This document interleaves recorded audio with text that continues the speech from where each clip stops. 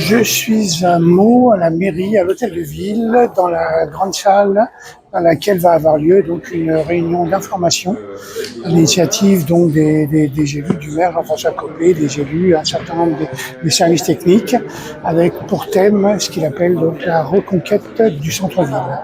Comme vous le savez, je fais régulièrement des réunions par quartier et ces réunions évidemment m'amènent à me rendre auprès de vous avec mes amis élus et également nos directeurs pour pouvoir répondre à vos différentes questions.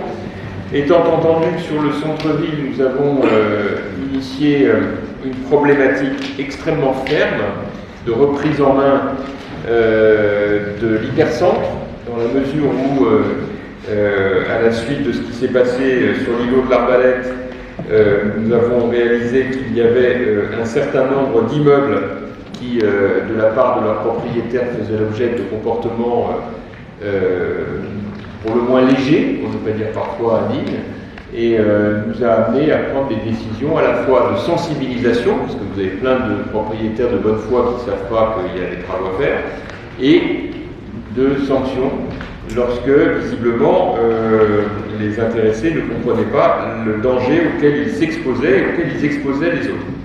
Alors, ça nous a amené à mettre en place une batterie complète de mesures qui vont du diagnostic, et c'est vrai que sur le diagnostic, nous avons constaté à la fois qu'il y avait des habitats dégradés, qu'il y avait un problème de qualité de logement loué, qu'il y avait un sujet du coup qui pouvait porter atteinte à l'attractivité de notre centre-ville. Et donc on a fait ce travail de recensement qui a été extrêmement utile. On a par exemple fait tout un travail sur les immeubles qui n'étaient pas raccordés à l'eau et l'assainissement. Et on en a trouvé un certain nombre. Donc on a enjoint les propriétaires de faire ces travaux d'extrême urgence. Nous avons de la même manière pris des décisions d'arrêté de péril sur certains immeubles. Alors depuis, ces arrêtés de péril ont été levés, notamment sur le 25 rue Saint-Étienne, le 40, 42, 44 rue Saint-Rémy. On a fait il y a exactement un an une réunion sur ces différents sujets, en annonçant une action à la fois sur l'habitat dégradé, la qualité des logements loués et l'amélioration de l'attractivité du centre-ville. Depuis donc, un certain nombre de décisions ont été prises à la suite de toute une série de réunions, notamment avec l'instauration d'un permis de louer, la rencontre avec les propriétaires concernés. Nous avons recruté des personnels supplémentaires au sein de notre direction pour pouvoir travailler plus directement sur ce sujet. On a, je le disais tout à l'heure, lancé cette campagne de conformité sur les raccordements au réseau d'assainissement collectif. On a par ailleurs augmenté les aides financières pour les ravalements de façades, naturellement en veillant à ce que ces financements soient utilisés à bon escient, bien sûr. On a lancé une opération programmée d'amélioration de l'habitat, des opérations de restauration immobilière, donc à chaque fois c'est tout un travail qui est fait immeuble par immeuble, et je vous disais tout à l'heure, des éléments plus coercitifs, d'obligation de faire les travaux de rénovation quand c'est indispensable, de ravalement de façade. On a lancé la révision du plan local d'urbanisme et on est très très attentif avec l'État, avec la CAF, à ce que les choses se passent le mieux possible avec les propriétaires et le tout de façon très vigilante. Le permis de louer, c'est pour nous évidemment un élément clé. Il est en place depuis le 1er janvier dernier. L'objectif, c'est de s'assurer que les logements qui sont loués sont des logements de qualité et qu'on ne se retrouve pas dans une situation d'irresponsabilité vis-à-vis des locataires qui seraient victimes d'appartements mal isolés, mal entretenus, insalubres, comme malheureusement il y en a en centre-ville de la part de propriétaires qui se comportent pas bien. On travaille également avec les commerçants. Julien Legout a organisé il y a quelques jours un comité consultatif des commerçants, dont il pourra naturellement parler avec vous, qui a pour objectif là aussi de créer une très bonne relation avec les commerçants et de faire en sorte que sur ces sujets nous soyons très attentifs à leurs attentes, à leurs demandes. Nous avons réformé également la politique de stationnement pour permettre de flexibilité, parce que s'il n'y a pas de paiement, si les stationnements ne sont pas payants, vous connaissez l'histoire, c'est des voitures en tous qui engorgent complètement le centre-ville. Ça a pour objectif un embellissement du centre-ville qui est programmé sur les, 3, 4, 5 ans qui viennent, avec évidemment des temps forts. Le fait de refaire la place Henri IV avec le cinéma et la Cité de la musique s'inscrit dans cette démarche. Dans la cathédrale, il y a un cheminement pavé. Or, c'est pavé, ça fait plus d'une dizaine d'endroits, notamment sur les bouches à clé. Notamment sur les bouches à clé. Les bouches à clé, c'est une clé pour ouvrir les carnets d'eau. Enfin bon, j'ai appris ça dans le temps étant responsable du syndicat de l'eau.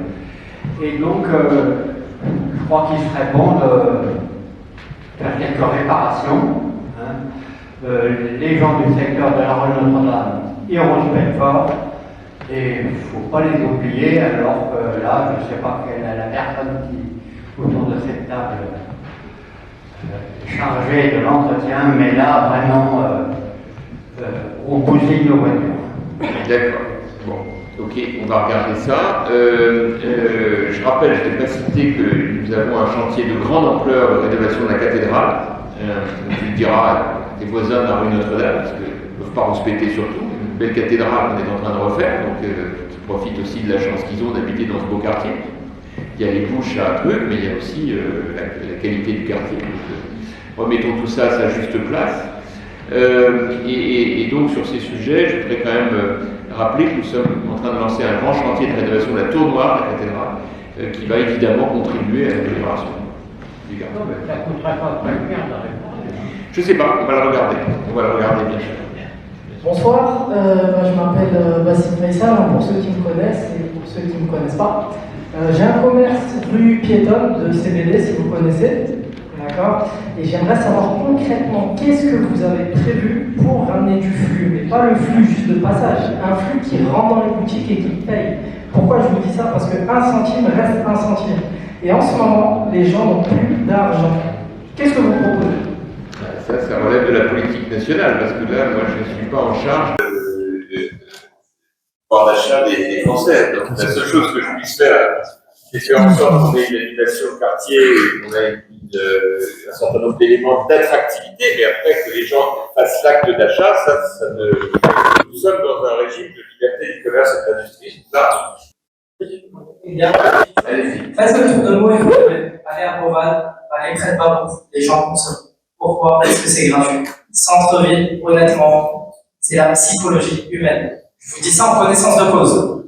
Oui, alors après, est-ce que vous avez l'ensemble des chiffres d'affaires des commerces de mots? Je ne sais pas. Si vous les avez, tant mieux. Nous échangeons régulièrement avec les commerçants. Alors oui, les temps sont difficiles, mais je considère que nos commerçants sont courageux, qu'ils résistent. Nous, notre objectif et notre mission, c'est de les aider à résister. Et c'est ce que nous faisons. Et j'ai compris qu'il y avait aujourd'hui une forme de comité aidant les propriétaires fonciers à choisir leurs commerçants. Je me félicite de ça, puisque j'ai vu avec surprise la création d'une énième onglerie place d'Arlétal. Je ne sais pas si c'est un commerce qui va apporter beaucoup de choses à la ville, sachant qu'il y en a déjà beaucoup. Donc je me félicite qu'un tel comité soit là pour aiguiller les différents commerçants, enfin les propriétaires, afin qu'ils puissent choisir des commerçants de qualité qui permettent de donner un renouveau à la ville. Vous savez, je vais vous dire une chose. Nous avons malheureusement deux catégories de propriétaires. Vous avez ceux qui sont sensibles à la qualité de la ville dans laquelle ils habitent, dans laquelle ils sont propriétaires, et ceux qui s'en fichent complètement. Et nous devons jongler entre les uns et les autres. Et c'est vrai que lorsque je vois certains propriétaires qui louent à des gens qui ne sont pas nécessairement adaptés, qui n'ont pas suffisamment de moyens, pour des prix absolument scandaleusement élevés, des logements en très très mauvais état. Lorsque je vois des propriétaires qui louent des commerces de mauvaise qualité, en se moquant complètement des conséquences que ça peut avoir sur le quartier, parfois même on découvre dans des conditions de paiement qui sont on ne peut plus borderline, évidemment que je partage comme vous mon exaspération, d'autant que, comme tout le monde, j'aime profondément notre ville, on se bat pour elle, et quand on voit ce type de choses, c'est très choquant. Bon, à l'inverse, vous avez des propriétaires qui ne demandent pas mieux que de trouver des commerces de qualité. Donc, nous ne pouvons le faire qu'avec ceux qui veulent, qui est la liberté du commerce en France. Donc on ne peut pas imposer à un propriétaire vous avez des commerces plus ou moins qualitatifs. On fait tout ce qu'on peut, y compris en utilisant notre droit de préemption, pour le permettre. Tout ce qu'on peut. Et quand on peut, on a grâce à ça, et Julien le disait tout à l'heure, 40 commerces de plus dans cette période de crise, ça prouve quand même que les choses avancent. Mais il y a des cas, malheureusement, on ne peut pas faire. D'où mon idée d'avoir une société foncière qui va acheter des immeubles et qui va louer des locaux. Mais aussi du privé qui va le faire, petit à petit. C'est ce travail-là qu'on va faire. C'est un travail de longue haleine et sur lequel on ne va rien lâcher. Une expérience très récente. Pour cette histoire, ma femme est une PMR. Donc malgré tout, on doit venir au centre-ville se garer en voiture, en garer avec la voiture. Et souvent, on a remarqué que les places dédiées PMR sont occupées par des voitures qui bénéficient d'un macaron totalement fantaisiste. Première chose, je peux vous dire qu'il y a régulièrement des verbalisations justement pour des personnes tout à fait indélicates et qui utilisent, comme vous dites, des photocopies. Voilà. Donc régulièrement, je vois passer ce type d'infraction relevée. Maintenant, je retiens ce que vous voulez nous dire et je vais veiller effectivement à ce que l'ensemble des agents soit particulièrement attentif. Bon, cela dit, c'est un vrai sujet. Nous, on est mobilisés là-dessus et il faut, M. Bouvier, que vous puissiez vraiment passer des instructions très précises parce qu'effectivement, c'est tout et n'importe quoi et c'est pas acceptable. Sandrine. Alors, moi, il y en a certains qui me connaissent, donc je suis la gérante de la librairie d'Arthur. Je voulais rebondir un peu sur ce que disait mon voisin. En fait, je pense qu'on a eu en centre-ville, on a bénéficié après la Covid d'un engouement, et donc moi j'ai travaillé et depuis je travaille bien, même sur une période un peu plus difficile avec l'inflation. Je pense que c'est pas un problème. Alors il y a des commerces qui sont plus difficiles que d'autres, évidemment. Le prêt-à-porter, mais c'est pas nouveau, c'était avant la Covid, ça vient encore maintenant. Après, je pense que c'est des commerces un peu niches. Mon commerce, c'est aussi un commerce pas forcément simple, mais il y a quand même cette envie, et je pense que sincèrement, d'avoir fait des travaux sur la librairie a contribué à ce que j'ai régulièrement du monde et que mon chiffre d'affaires est en progression systématique. Par contre, je m'inquiète, comme vous, sur les locaux commerciaux, et notamment dû aux problèmes de propriétaires qui ne font pas les choses. Et je trouve qu'en fait, à chaque fois, les procédures sont très longues. Et c'est ce qui est inquiétant quand c'est dans différents coins de rue et qu'on voit que ça se multiplie. Quand je vois alors il y a des rues où c'est moins grave, parce que là où il y avait la table à crêpes, ça fait des années que c'est fermé et c'est moins grave, donc c'est quand même enquiquinant. Mais maintenant, c'est rue Gérald Leclerc. Et alors après, je ne sais pas si cette foncière va permettre d'accélérer les choses, mais c'est vrai que ça devient inquiétant. Non, mais en l'occurrence, c'est vrai que c'est toujours un peu long parce qu'on est dans un état de droit, qu'il y a des contraintes en tout genre. Néanmoins, les choses avancent. Typiquement, la table à crêpes, la rue des Vieux Moulins, on est en pleine discussion avec les propriétaires pour un rachat. Et c'est Jean-Philippe Gauberti qui suit l'ensemble des dossiers. Et moi, je peux vous dire, Sandrine, que les choses avancent. Donc nous, on va continuer de faire régulièrement des points avec vous, pour vous donner à chaque fois les informations et vous permettre d'avancer dans la connaissance des différents immeubles que nous traitons, des actions que nous menons. Et ça vous permettra d'avoir des informations très précises sur la manière dont on fonctionne. Et n'hésitez pas à nous signaler d'éventuelles difficultés si vous en connaissez, de telle sorte qu'on puisse nous intervenir rapidement.